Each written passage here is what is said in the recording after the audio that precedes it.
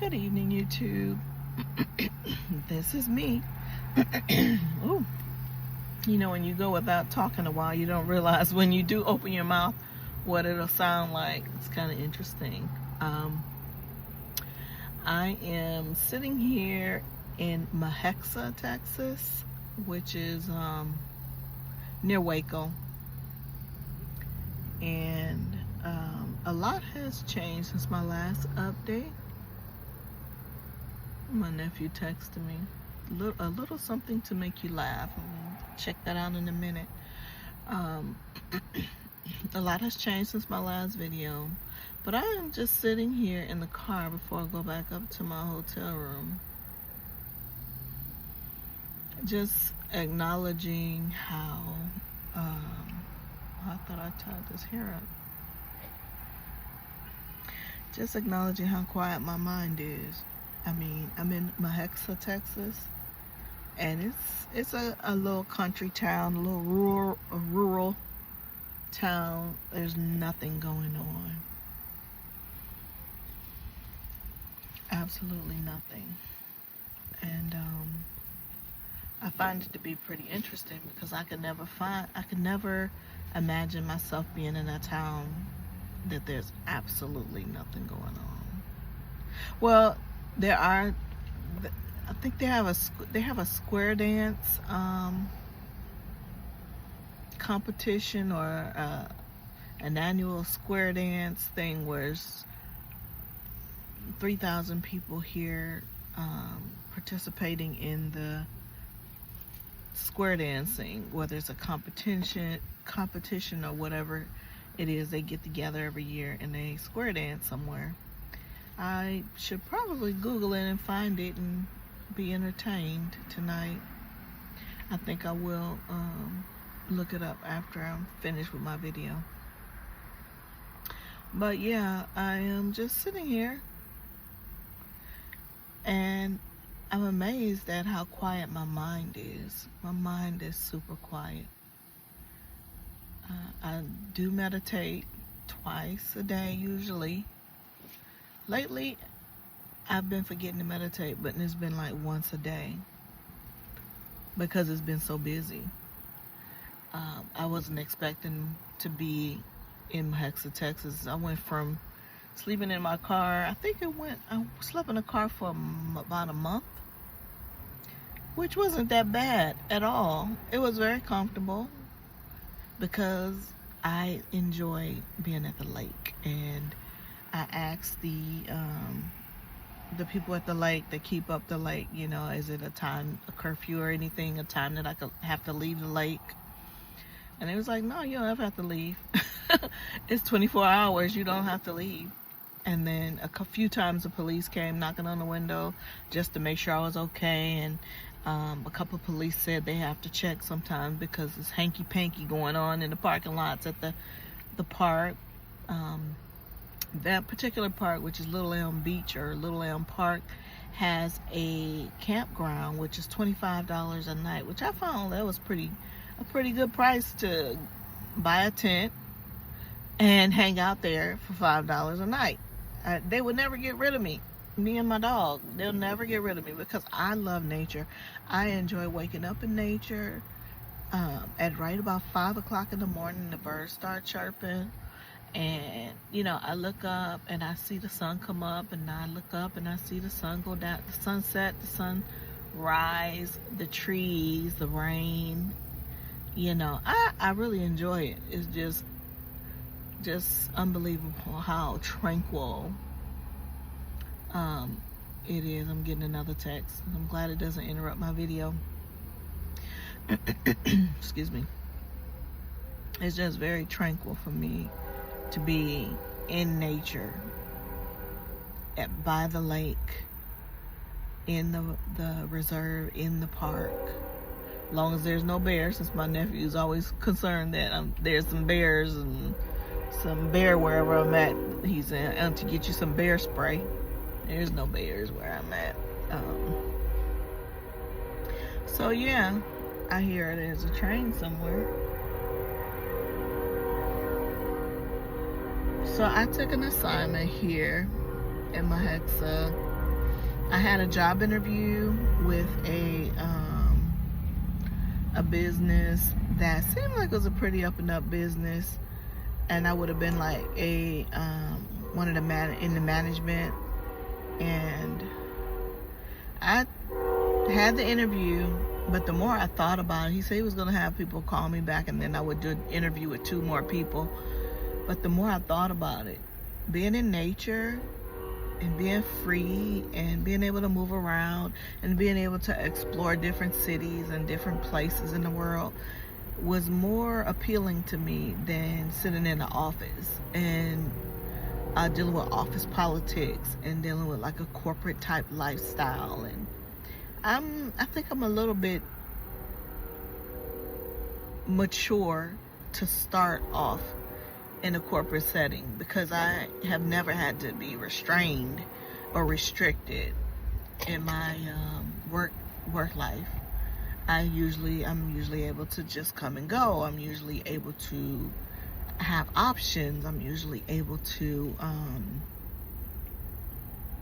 take breaks. That's one big thing that I always done through the years is take 3 months off. Take 3 months off, or whatever time that I need to gather myself to feel rested, to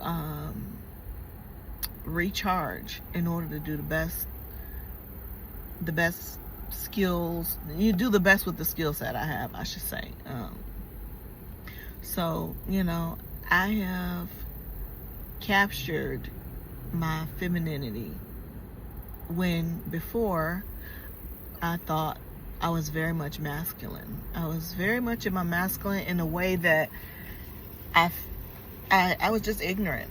I would say I was ignorant. I thought I had to strive. I thought I had to, I would come from a family of women who had to strive, most of them, well, a few of them. And my mom strived, my auntie strived, one of my aunts strived a lot. Who else was striving? I had 2 aunties that were not striving at all. One never had a job, and she had several children, so she pretty much lived on the system. And she did pretty fine. Passed away, and I don't think she ever had a job. And then I had an aunt who was a housewife all her life, and she still to this day she never had a job, but she would sell candy or baked goods or whatever she would outside of her house while her husband went to work, and she took care of the kids. So I've seen different sides of the coin, and I know that in my heart of hearts, I never wanted to work. I never wanted to strive. I never wanted to go, I never wanted to go all out like that. I never wanted to go all out. And now that I'm looking at my life at this point, I know for sure I'm not a person to strive. I am not a person to strive. I'm not a person to compete. However, I've been in arenas where things were very competitive, and I did have to compete. And when I did go to college, I maintained my 4.0 and got all kinds of scholarships and grants and things like that, and accolades and rewards for keeping up my GPA. So I did have to compete in that way. But luckily for me, the things that I went to college for was a part of my gift. I didn't have to try as hard. I tried hard because to be competitive, but the thing that I was being competitive, I also enjoyed. So that's what I'll say about it. I was doing something that I always wanted to do. I always wanted to be who I am today, actually. Just very down to earth, very easy to talk to, very non-judgmental. We all have some judgment in us, but when I find that I'm judging, I correct myself. I repent, and I ask God for forgiveness, because I don't want to judge people, but that's just ingrained in the community of beings, I should say. Community of beings, or individuals, or the collective, as we like to call it, the collective consciousness is very judgmental. So unfortunately, because we exist in this world and we are beings of society, it's easy for us to just fall into places that we don't necessarily want to be, like in judgment mode. So so I'm just enjoying. It's such a nice night tonight. It's probably about 85 degrees. It's warm, but it's a nice breeze that's not super warm. It's very enjoyable. So yeah, I find myself sitting in my car a lot instead of going into the hotel or the motel or wherever it is I'm staying at that point. But I'm still in the mode of waiting for what God wants me to do, because I still have a lot that I want to do. I still have a lot that I would like to do for my family specifically. And what I'm doing right now, yes, it's a part of it, and it's a step in the right direction. The fact that I was able to sacrifice my home, and I was able to sacrifice all my material possessions to focus on my mental state, and to focus on abiding and surrendering and aligning to God's will for my life, because I didn't know what it was. I questioned it many times as far as what I was competitive in and striving in, going to college to do. I wrestled and I said, is this what you want me to do? And everything, no matter how many times I asked, he always put me in situations to use those skills. So in essence, and I know that he wants me to continue to use the skills, which brings me to Mahexa, Texas. I'll be using the gifts and skills. Excuse me. He made sure that I was proficient in. I'll be using the gifts and skills and talents, but I'm also wanting to do something else. My mind is wanting to do something else also. It's going to be a lot here. It's going to be a lot to do, but it's not something unfamiliar to me. It's not something that I've never done before. And so it's good. It's interesting, because at one point I did say, hey, I think making $12,000, $12,000 a month is good. Will be good. I think that will be good. And now that I'm to that point, it's like, I'm not so sure it will be good. I'm not so sure. It's fine, but I'm just so content. I'm so content. I've been content being homeless, sleeping in my car.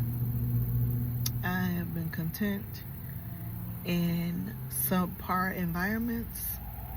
I'm just content no matter what the experience is in the physical reality. I'm very content, because I know that I'm not alone. God is with me. I know that I am protected, because he has assigned angels to do that. I sleep. It's crazy how well I sleep. Even if it was a Walmart parking lot, I slept like I was in the 5-star hotel. Peace, just peace that surpasses understanding, and the peace that surpasses understanding follows me. It follows me no matter wherever I'm going. It never changes, no matter what I see, no matter how crazy it looks. I still have that same peace.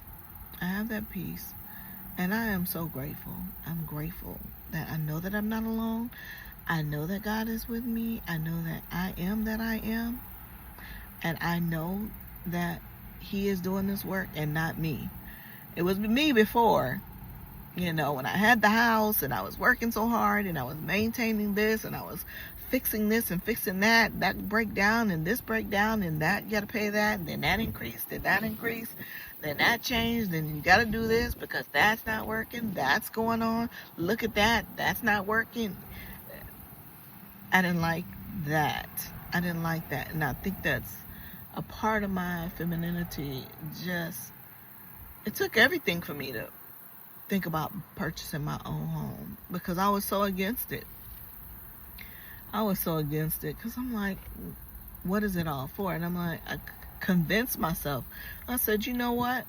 If one day you're going to get married or you're going to be in a relationship with someone, you need certain skills. And having a home is a skill that you can use. You'll know what all needs to go into it. You know what all needs to be done.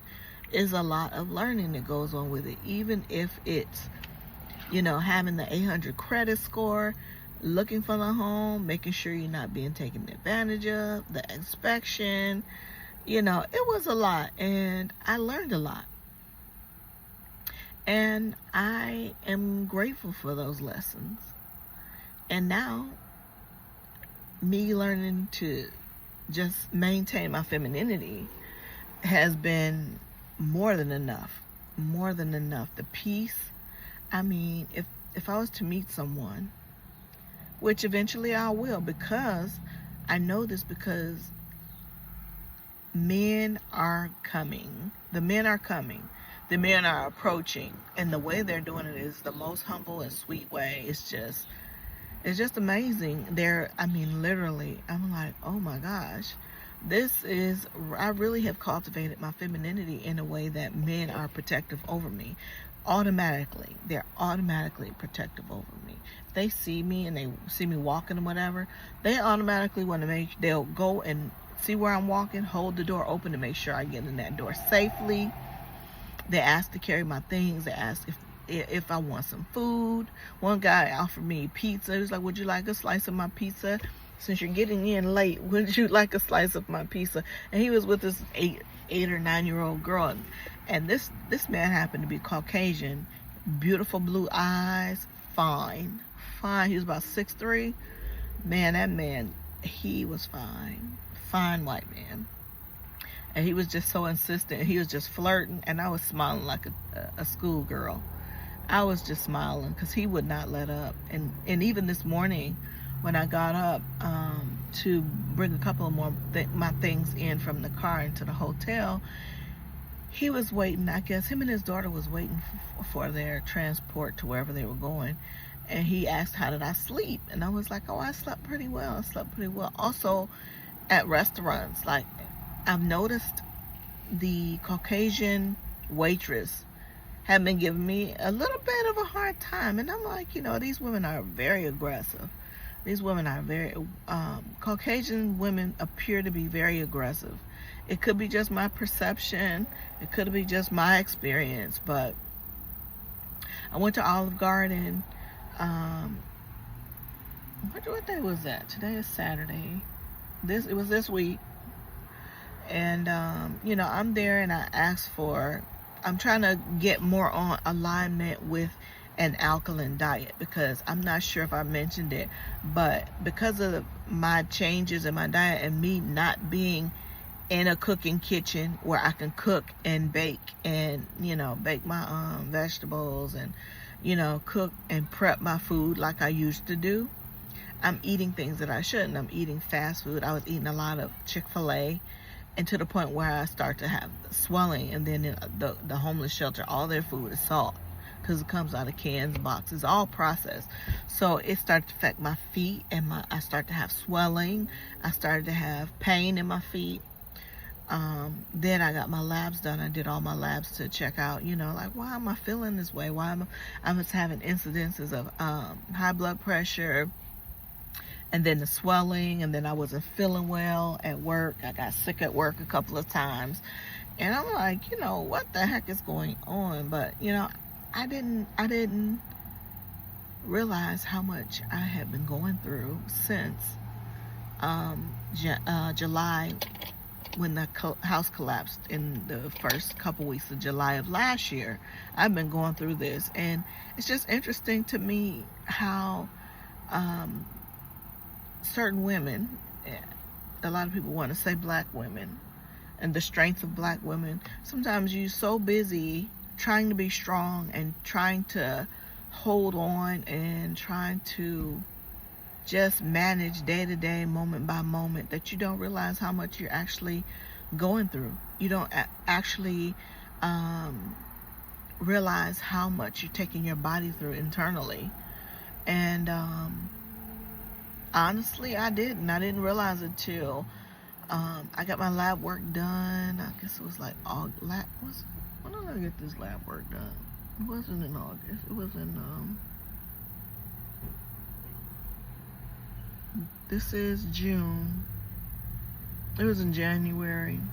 Yeah, it was in January I got the lab work done, and it showed that instead of my kidneys being 100%, they were 68%. So that's more than 30. That's 32% of kidney function loss due to stress of trying to strive, trying to work a career or work a job that is constantly taxing 24/7, and the body never have an ability to relax and refresh and just relax.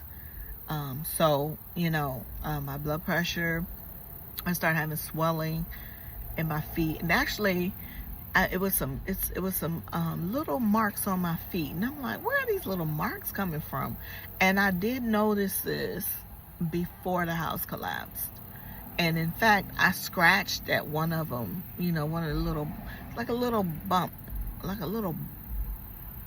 a pimple, but not quite like a pimple, because it didn't have anything in it. It was just a lesion, a elevation, a tiny little elevation. And I was laying in my bed, and I just started to scratch at it, like, what is this? What is this little thing? Maybe if I scratch it and then I clean it, and then it turned into an ulcer, an all-out painful ulcer the size of a dime. And it was just a tiny little spot. And I'm like, okay, I identified it was some type of circulation issue. So I tried to, I said, okay, maybe I'm insulin resistant right now, so I need to cut out all sugar and, cut the carbs down real low. And I did all of that, and then it healed up and everything, but I still have a scar from it. And I was like, dang, that's pretty deep. You just thinking you tinkering with a little bump on your leg, and it turns into an all-out wound, and require me to do wound care and keep it clean. And I was like, oh my Lord. So this is what stress can do. Stress is a major killer. It's a major killer, because it takes you down one moment to the next. It'll take you out. So that healed up and everything. I got my A1C done in January, and my A1C was 5.9, when it should be, I think, lower than 5.6. So it was a little elevated, but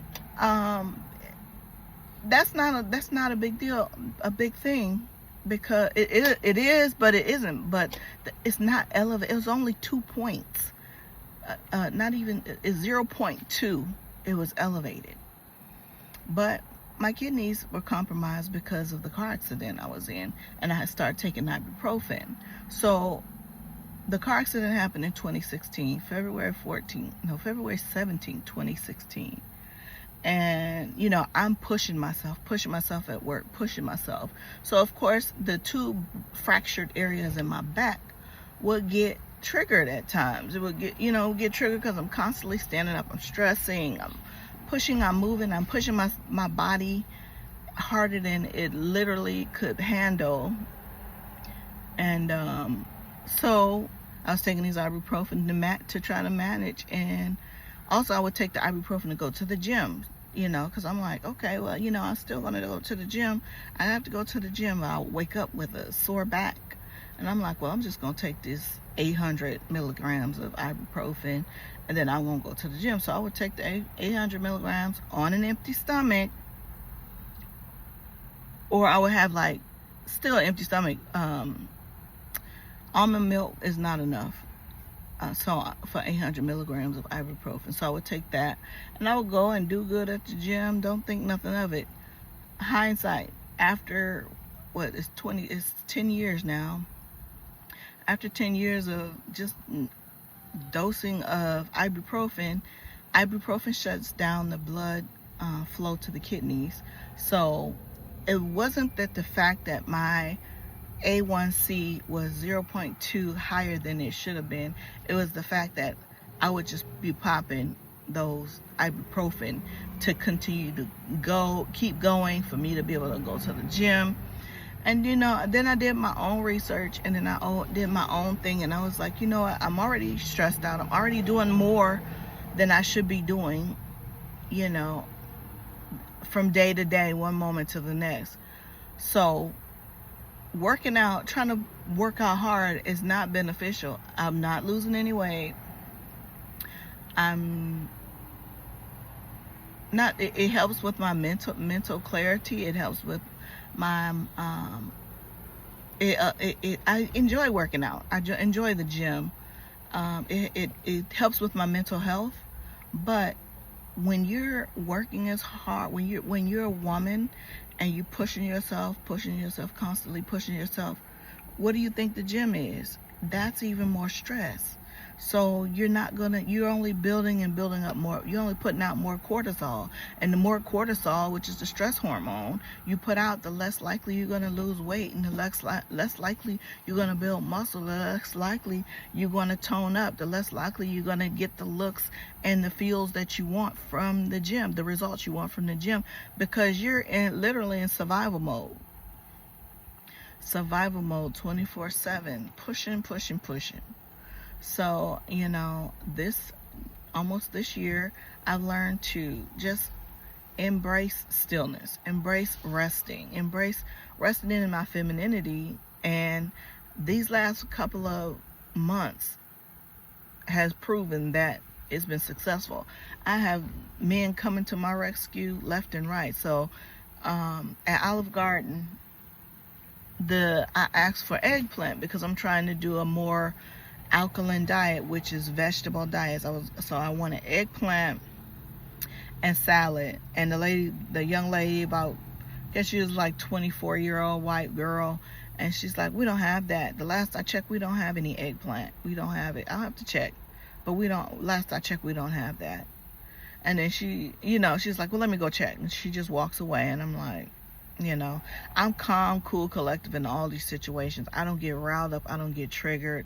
I'm just totally chill the whole time. So she leaves, and she leaves for about 20 minutes. And I'm like, I don't want to be at this restaurant all night. I always go at like 4 o'clock before rush hour. And the point of me eating early is so that I can get around rush hour, so I don't have to be where there's a whole bunch of people and there's a whole bunch of traffic and there's a whole bunch of movement, because that's just the way I've learned to exist in the world. I've learned to move around people, because in my work life, I'm around people all the time, and sometimes I don't want to be in the crowd. So I'm sitting there waiting, and she's not coming, and I'm like, okay, I'm just gonna be patient. She had already brought my water out. Oops. Sorry. Is it still working? Yeah. I dropped it. It was propped up on the steering wheel. Let me see if I can get it back propped up here without interrupting.